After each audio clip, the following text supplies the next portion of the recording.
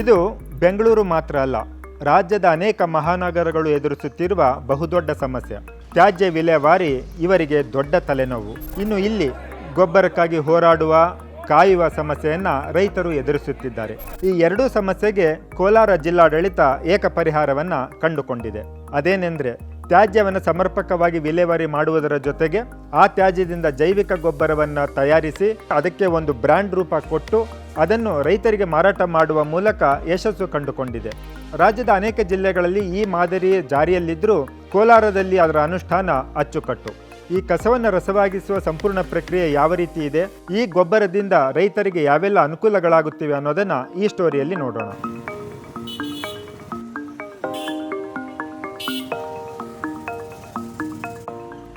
ತ್ಯಾಜ್ಯವನ್ನು ಕಪ್ಪು ಚಿನ್ನವಾಗಿಸಿದ ಕಥೆ ಇದು.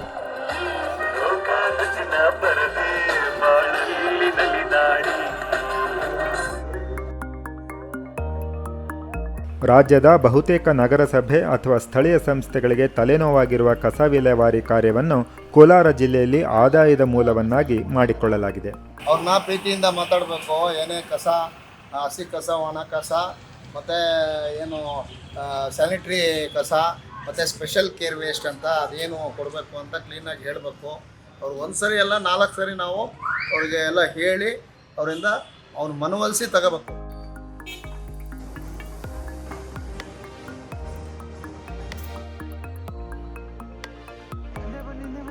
ಕೋಲಾರ ನಗರಸಭೆ ಮಾತ್ರವಲ್ಲ, ಜಿಲ್ಲೆಯ ಮುಳಬಾಗಿಲು, ಬಂಗಾರಪೇಟೆ ಹಾಗೂ ಮಾಲೂರು ನಗರಸಭೆ, ಪುರಸಭೆಗಳಲ್ಲಿಯೂ ತ್ಯಾಜ್ಯ ವಿಲೇವಾರಿಯನ್ನು ಮೊದಲ ಆದ್ಯತೆಯಾಗಿ ತೆಗೆದುಕೊಂಡು ಸಮರ್ಪಕವಾಗಿ ಅನುಷ್ಠಾನ ಮಾಡಲಾಗುತ್ತಿದೆ. ಸಣ್ಣ ಸಣ್ಣ ಒಂದು ಗಲ್ಲಿಗಳಿರುವ ಈ ಒಂದು ನಗರ ಅಥವಾ ಪಟ್ಟಣದಲ್ಲಿ ನನಗನ್ಸುತ್ತೆ ಸೈಕಲ್ನಲ್ಲಿ ಸವಾರ ಮಾಡಿ ಸಂಚಾರ ಮಾಡಿದರೆ ನಿಜವಾದ ಸಮಸ್ಯೆಗಳು ನಮಗೆ ದರ್ಶನ ಆಗುತ್ತದೆ ಅಂತ. ಸೊ ಈ ಹಿನ್ನೆಲೆಯಲ್ಲಿ ಪ್ರಾರಂಭದಲ್ಲೇ ನಾನು ಭಾನುವಾರದೊತ್ತು ಅಥವಾ ಶನಿವಾರದೊತ್ತು ರಜಾ ಇದ್ದಾಗ ನಮ್ಮ ಎಲ್ಲ ನಗರಸಭೆ ಅಧಿಕಾರಿಗಳೊಂದಿಗೆ ಸೈಕಲ್ ಸಂಚಾರ ಮಾಡೋಕ್ಕೆ ಪ್ರಾರಂಭ ಮಾಡಿದೆ. ಆ ಸೈಕಲ್ ಸಂಚಾರ ಏನಾಗುತ್ತೆ, ನಿಮಗೆ ಪ್ರತಿಯೊಂದು ವಾರ್ಡಿನ ಮೂಲೆ ಮೂಲೆಗೂ ನಿಮ್ಮನ್ನು ಕರ್ಕೊಂಡು ಹೋಗುತ್ತೆ. ಅಲ್ಲಿ ನಮಗೆ ನಿಜವಾದಂಥ ಸಮಸ್ಯೆಗಳೇನು ಅನ್ನೋದು ದರ್ಶನ ಆಗೋಕ್ಕೆ ಶುರು ಆಯಿತು. ಸುಮಾರು 20-30 ವರ್ಷದಿಂದ ನಗರದ ಒಳಗಡೆ ಪಾರಂಪರಿಕ ಏನು ಈ ತ್ಯಾಜ್ಯ ಅಂತ ಕರಿತೀವಿ, ಲೆಗಸಿ ವೇಸ್ಟು, ಅದು ಇರೋದನ್ನು ನಾನು ಗಮನಿಸಿದೆ. ಗುಡ್ಡೆ ರಾಶಿಗಟ್ಟಲೆ ಬಿದ್ದಿರೋದು, ಎಲ್ಲೆಲ್ಲಿ ಖಾಲಿ ನಿವೇಶನಗಳಿದೆ ಅಥವಾ ರಸ್ತೆಯ ಬದಿಗಳೆಲ್ಲ ಇರೋದನ್ನು ಗಮನಿಸಿದೆ. ಸುಮಾರು ಕೋಲಾರ ನಗರ 1ರಲ್ಲೇ 300ಕ್ಕೂ ಹೆಚ್ಚು ಟಿಪ್ಪರ್ಗಳನ್ನು, ಆಮೇಲೆ ಬೇರೆ ಬೇರೆ ನಗರ ಮತ್ತು ಸ್ಥಳೀಯ ಸಂಸ್ಥೆಗಳಲ್ಲಿ 200ಕ್ಕೂ ಹೆಚ್ಚು ಟಿಪ್ಪರ್ಗಳನ್ನು ಬಳಸಿಕೊಂಡು ಸ್ಥಳೀಯ ಜನನಾಯಕರು, ಸ್ಥಳೀಯ ಸಂಘ ಸಂಸ್ಥೆಗಳ ಸಹಕಾರದೊಂದಿಗೆ ನಾವು ಇಡೀ ಜಿಲ್ಲೆಯಲ್ಲಿರ್ತಕ್ಕಂಥ ನಗರ ಪಟ್ಟಣಗಳ ಪಾರಂಪರಿಕ ತ್ಯಾಜ್ಯವನ್ನು ವಿಲೇವಾರಿ ಮಾಡಲಿಕ್ಕೆ ಸಾಧ್ಯವಾಯಿತು. ಈ ಕಸ ವಿಲೇವಾರಿಯ ಸರಿಯಾದ ನಿರ್ವಹಣೆಗಾಗಿ ಸ್ವಚ್ಛತಾ ಕಾರ್ಯಪಡೆಯನ್ನೇ ಇಲ್ಲಿ ರೂಪಿಸಲಾಗಿದೆ. ಆ ಕಾರ್ಯಪಡೆಯ ಉದ್ದೇಶ ಬೆಳಿಗ್ಗೆ 3 ಗಂಟೆ 6ರಿಂದ 9 ಗಂಟೆ, ಸಂಜೆ 6ರಿಂದ 9 ಗಂಟೆ ಇಡೀ ನಗರದ ಎಲ್ಲ ವಾರ್ಡ್ಗಳಲ್ಲೂ ಆ ಕಾರ್ಯಪಡೆ ಅದು ಸುತ್ತಾಡ್ತಾ ಇರಬೇಕು, ಸೈರನ್ ಹಾಕ್ಕೋಬೇಕು. ಅಲ್ಲಿ ನಮ್ಮ ನಗರಸಭೆ ಅಧಿಕಾರಿಗಳಿರ್ತಾರೆ, ಹೋಮ್ ಗಾರ್ಡ್ಸ್ ಇರ್ತಾರೆ, ಮತ್ತು ಸಂಬಂಧಪಟ್ಟಂಥ ಪೌರ ಕಾರ್ಮಿಕರು, ಇನ್ಯಾವ ಅಧಿಕಾರಿಗಳಿರ್ತಾರೆ. ಇವರೆಲ್ಲರೂ ಆ ರಸ್ತೆಯಲ್ಲಿ ಏನಾದರೂ ಬೀದಿನಲ್ಲಿ ಯಾರಾದರೂ ಕಸ ಹಾಕಿದರೆ, ತ್ಯಾಜ್ಯ ಸುರಿದರೆ ಸ್ಥಳದಲ್ಲಿಯೇ ದಂಡ ವಿಧಿಸ್ತಕ್ಕಂಥ ಒಂದು ಅವಕಾಶ, ಅಧಿಕಾರ ಅವರಿಗೆ ಕೊಟ್ಟಿದ್ದೇವೆ. ಮತ್ತು ಫುಟ್ಪಾತ್ ಒತ್ತುವರಿ ಮಾಡ್ಕೊಂಡಿದ್ರೆ ಆ ಫುಟ್ಪಾತ್ ಒತ್ತುವರಿಯನ್ನು ತೆರವುಗೊಳಿಸುವಂಥ ಅವಕಾಶ, ಅಂಗಡಿಗಳಲ್ಲಿ ಈ ಥರ ಪ್ಲಾಸ್ಟಿಕ್ಸ್ನ ಬಳಕೆ ಮಾಡೋದ್ರಿಂದ ಆಗ್ತಕ್ಕಂಥ ದುಷ್ಪರಿಣಾಮಗಳು ಅದನ್ನು ಹೇಗೆ ತಡೆಗಟ್ಟೋದು, ಆಮೇಲೆ ಸ್ವಚ್ಛತೆಯನ್ನು ಹೇಗೆ ಕಾಪಾಡಿಕೊಳ್ಳಬೇಕು, ಈ ರೀತಿ ಜಾಗೃತಿ ಏನಂದರೆ ಈ ಎಜುಕೇಷನ್ ಆ್ಯಂಡ್ ಎನ್ಫೋರ್ಸ್ಮೆಂಟ್ ಎರಡು ಒಟ್ಟಿಗೆ ಹೋಗಬೇಕು. ಸಾರ್ವಜನಿಕರ ಮೇಲೆ ದಂಡ ವಿಧಿಸುವುದು ನಮ್ಮ ಮುಖ್ಯ ಉದ್ದೇಶ ಅಲ್ಲ, ಜಾಗೃತಿ ಮೂಡಿಸೋದು ಮುಖ್ಯ ಉದ್ದೇಶ ಆಗಬೇಕು. ಇದರ ಜೊತೆಗೆ ನಗರದ ಬ್ಲಾಕ್ ಸ್ಪಾಟ್ಗಳನ್ನು ಗುರುತಿಸಲಾಗಿದೆ.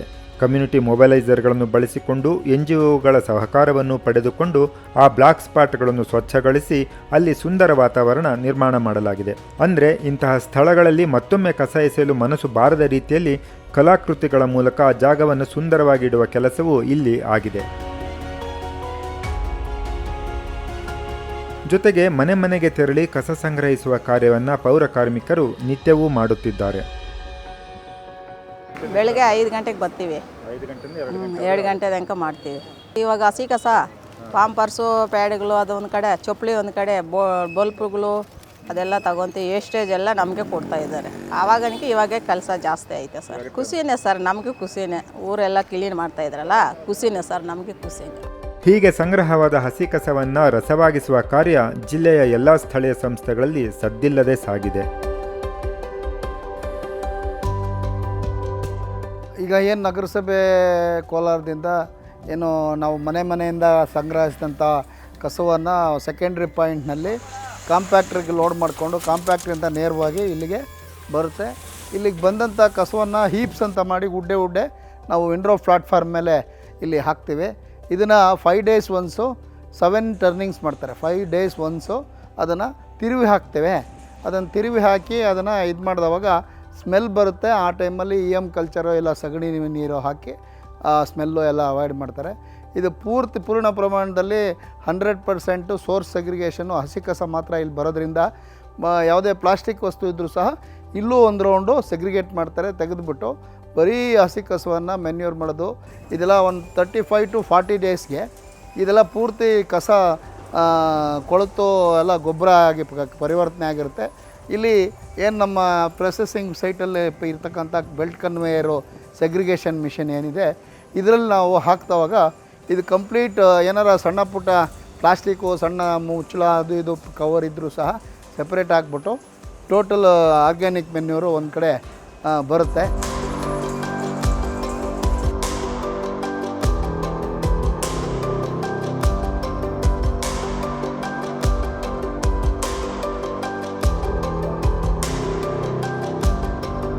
ಅದನ್ನು ನಾವು ಈ ಥರ ಇಲ್ಲಿ ಸ್ಟೋರ್ ಮಾಡಿದ್ದೀವಿ. ಇದನ್ನು ಸ್ಟೋರ್ ಮಾಡಿ ಇದನ್ನು ಪ್ಯಾಕಿಂಗ್ ಮಾಡಿ ಪ್ಯಾಕಿಂಗಿಂದ ನಮ್ಮ ಏನು ಕೋಲಾರ ಅಗ್ರಿಗೋಲ್ಡ್ ಅಂತ ಏನು ಬ್ರ್ಯಾಂಡಿಂಗ್ ಮಾಡಿದ್ದೀವಿ ಆ ಮಳಿಗೆ 2 ಮಳಿಗೆ ಇದೆ. 2 ಮಳಿಗೆಗೂ ಹೋಗುತ್ತೆ.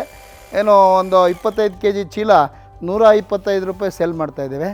ಅದರ ಜೊತೆಗೆ ಬಲ್ಕಲ್ಲಿ ಬೇಕು ಅಂತಂದರೆ ರೈತರಿಗೆ ಸಾವಯವ ಗೊಬ್ಬರ ವಿತೌಟ್ ಕೆಮಿಕಲ್ಲು ವಿತೌಟ್ ಇದು ಪ್ಲಾಸ್ಟಿಕ್ಕು ಸಾವಯವ ಗೊಬ್ಬರವನ್ನು ಬರೀ ಟನ್ಗೆ 2,500 ರೂಪಾಯಿಗೆ ನಾವು ಮಾರಾಟ ಮಾಡ್ತಾಯಿದ್ದೇವೆ. ಹೀಗೆ ತಯಾರಾಗುತ್ತಿರುವ ಈ ಗೊಬ್ಬರವು ಕೃಷಿಗೆ ಯೋಗ್ಯವಾಗಿದೆ ಎಂದು ಬೆಂಗಳೂರಿನ ಗಾಂಧಿ ಕೃಷಿ ವಿಜ್ಞಾನ ಕೇಂದ್ರ ಅಂದರೆ GKVKಯು ಪ್ರಮಾಣೀಕರಿಸಿದೆ.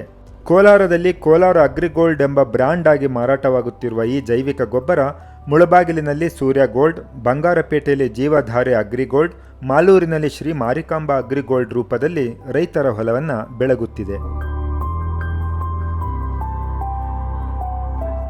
ರಾಸಾಯನಿಕ ಗೊಬ್ಬರ ಬಿಟ್ಟು ಈ ಸಾವಯವ ಗೊಬ್ಬರ ಬಳಸಿ ಬೆಳೆ ಬೆಳೆಯುತ್ತಿರುವ ರೈತರು ಹೆಚ್ಚು ಇಳುವರಿಯನ್ನೂ ಪಡೆದು ಖುಷಿಯಾಗಿದ್ದಾರೆ. ಹೀಗಾಗಿ ಈ ಗೊಬ್ಬರಕ್ಕೆ ಈಗ ಬೇಡಿಕೆಯೂ ಹೆಚ್ಚಾಗಿದೆ. 1 ವರ್ಷದಿಂದ ನಗರಸಭೆ ವತಿಯಿಂದ ಇದು ಗೊಬ್ಬರ ಕೊಡ್ತಾ ಇದ್ದಾರೆ. ಆ ಗೊಬ್ಬರನ ನಾವು ತೊಗೊಂಡೋಗಿ ತೋಟಕ್ಕೆ ಹಾಕ್ತಾಯಿದ್ವಿ. ರೋಸ್ ಗಿಡಕ್ಕೆ ಹಾಕ್ತಾಯಿದ್ವಿ, ಸೌತೆ ಗಿಡಕ್ಕೆ ಹಾಕ್ತಾಯಿದ್ವಿ, ಬದನೆ ಗಿಡ, ಕ್ಯಾಪ್ಸಿಕಮ್ಮು ಎಲ್ಲಕ್ಕೂ ಹಾಕ್ತಾಯಿದ್ವಿ. ಬಟ್ ನಮ್ಮ 20 ಎಕರೆಗೆ ಅಷ್ಟು ಇವರು ಗೊಬ್ಬರ ಕೊಡೋಕ್ಕಾಗ್ತಾಯಿಲ್ಲ. ಮಿನಿಮಮ್ ಅಂದರೆ 1 ಎಕರೆಗೆ 100 ಮೂಟೆ ಹಾಕಬೇಕು. ಯಾಕಂದರೆ ಇವತ್ತು ಗಿಡ ನಾವು ಇದು ಮಾಡೋಕ್ಕೆ ಹೋಗಬೇಕಾದ್ರೆ ಆ ಕಂಪೇರ್ ಮಾಡಿದ್ರೆ ರಾಸಾಯನಿಕ ಗೊಬ್ಬರಗಳಕ್ಕನ ಇದನ್ನು ಹೋಲಿಕೆ ಮಾಡಿ ಇದು ಬೆಸ್ಟ್ ಆಗಿದೆ. ಯಾಕಂದರೆ ಇದರಲ್ಲಿ ಒಂದು ಎರೆಹುಳ ಉತ್ಪತ್ತಿ ಆಗುತ್ತೆ, ಅದು ಸಾಯ್ತಾ ಇಲ್ಲ. ರಾಸಾಯನಿಕ ಗೊಬ್ಬರ ಹಾಕಿದಾಗ ಏನಂದರೆ ಅದು ಸಂಪೂರ್ಣವಾಗಿ ಅದು ಸ್ಮೆಲ್ಲಿಗೆ ಅದೇನಂದರೆ ಎರೆಹುಳ ಸತ್ತೋಗಿ ಭೂಮಿ ಬರಡಾಗ್ತಾ ಇತ್ತು. ಇದು ನಾವು ಸುಮಾರು 1 ವರ್ಷದಿಂದ ಉಪಯೋಗಿಸ್ತಾ ಇರೋದ್ರಿಂದ ಭೂಮಿ ಫಲವತ್ತತೆ ಹೆಚ್ಚುತ್ತಾ ಇದೆ. ನಾವು ಯಾವುದೇ ರೀತಿ ಮಣ್ಣು ಕೆದಕಿದ್ರೆ ಎರೆಹುಳ ಬರ್ತಾಯಿದೆ, ಮೊದಲು ಬರ್ತಾ ಇರಲಿಲ್ಲ. ನಾವು ಆ ಗೊಬ್ಬರ ಈ ಗೊಬ್ಬರ ಅಂತ ಹಾಕಿ ಅದೆಲ್ಲ ಆಗ್ತಾಯಿತ್ತು. ಇವಾಗ ಕಂಪೇರ್ ಇದೆ 125 ರೂಪಾಯಿಗೆ 1 ಮೂಟೆ ಕೊಡ್ತಾ ಇದ್ದಾರೆ. ಈಗ DAP ಬಂದು 1450 ರೂಪಾಯಿ, ಯೂರಿಯಾ ಬಂದು 350-400 ರೂಪಾಯಿ, 10-26 ಒಂದು ಆವ್ರೇಜ್ ರೇಟಲ್ಲಿ 1800, 2000, 2500 ರೂಪಾಯಿ ಆವ್ರೇಜ್ ರೇಟ್ ಇದೆ. ಆದ್ರೂ ನಮಗೆ ಇನ್ನೂ ಉತ್ಪಾದನೆ ಅವರು ನಮಗೆ ಬೇಡಿಕೆ ತಕ್ಕಂತೆ ಅವ್ರು ಕೊಡ್ತಾ ಇಲ್ಲ. ಈಗ ದೊಡ್ಡ ರೈತರು ಬಂದರೆ ಯಾರೋ ಬಂದು ನಂಗೆ 1000 ಮೂಟೆ ಬೇಕಂತ ಹೋದಾಗ ಆ 1000 ಮೂಟೆ ಎತ್ಕೊಂಡು ಹೋಗ್ತಾಯಿದ್ದೆ. ಸಣ್ಣ ರೈತರಿಗೆ ಸಿಗ್ತಾ ಇಲ್ಲ ಈಗ. ಹೀಗೆ ತ್ಯಾಜ್ಯದಿಂದ ಉಪ ಉತ್ಪನ್ನಗಳನ್ನು ತಯಾರಿಸುವುದರ ಜೊತೆಗೆ ಉತ್ಪತ್ತಿಯಾಗುವ ಎಲ್ಲ ರೂಪದ ತ್ಯಾಜ್ಯ ವಿಲೇವಾರಿಗೂ ಸ್ಥಳೀಯ ಸಂಸ್ಥೆಗಳು ಅದರದೇ ಆದ ಕಾರ್ಯಯೋಜನೆಗಳನ್ನು ಹಾಕಿಕೊಳ್ಳುವುದು ಅವಶ್ಯವಾಗಿದೆ.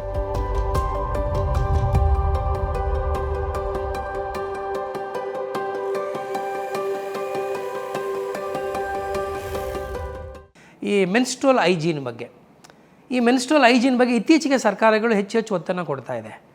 ಅದ್ರ ಬಗ್ಗೆ ಅಲ್ಲಿ ನೀವು ಉತ್ಪತ್ತಿ ಆಗ್ತಕ್ಕಂಥ ತ್ಯಾಜ್ಯವನ್ನು ಹೇಗೆ ನಿರ್ವಹಣೆ ಮಾಡಬೇಕು ಅನ್ನೋದ್ರ ಬಗ್ಗೆ ವೈಜ್ಞಾನಿಕವಾಗಿ ನಮಗಿನ್ನೂ ಅಷ್ಟೊಂದು ಮಾಹಿತಿ ಇರಲಿಲ್ಲ.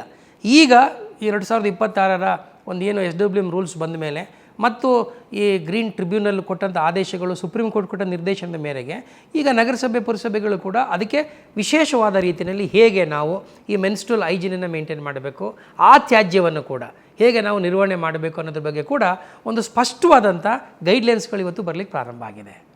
ಸಾರ್ವಜನಿಕರ ಆರೋಗ್ಯ ರಕ್ಷಣೆಯ ಜೊತೆಗೆ ಕೃಷಿಯ ಬೆಳವಣಿಗೆಗೂ ಕಾರಣವಾಗಬಲ್ಲ ಇಂತಹ ಚಟುವಟಿಕೆಗಳು ರಾಜ್ಯದ ಎಲ್ಲ ಸ್ಥಳೀಯ ಸಂಸ್ಥೆಗಳಲ್ಲೂ ನಡೆಯಬೇಕಿದೆ.